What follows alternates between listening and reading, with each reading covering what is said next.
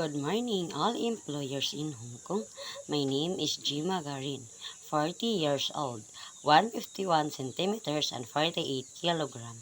I live in Sitio Tungo, Barangay Altavista, Mathalom, Leyte, Philippines. My religion is Roman Catholic. I am married. My husband name is Ronald Garin. I have 3 children, 18 years old girl, 14 years old girl, and 11 years old boy. My mother's name is Aurelia Pada, a housewife, and my father's name is Julian Pada. No work because of mild stroke. We are 3 siblings in our family, 2 girls and 1 boy. I am the youngest siblings in our family. I am graduated a Bachelor of Elementary Education, major in Mathematics.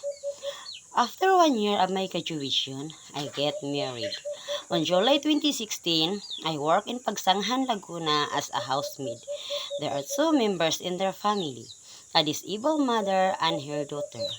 My main duties and responsibilities is to take good care of the disabled mother, washing clothes, cleaning, and cooking their foods to sustain the needs of my children and my parents.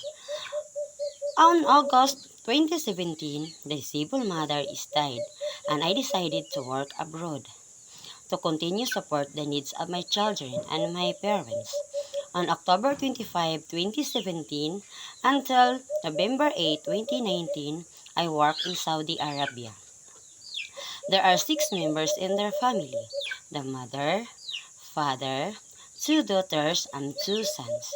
My main duties and responsibilities is washing clothes and cleaning. And after 1 year of my staying with them, I am the one to cook their food. And after finish my contract, I go back in the Philippines and I build a small store. But my small store cannot sustain the needs of my family. And now, I am confident to work abroad again and to leave my children for the better future of their studying.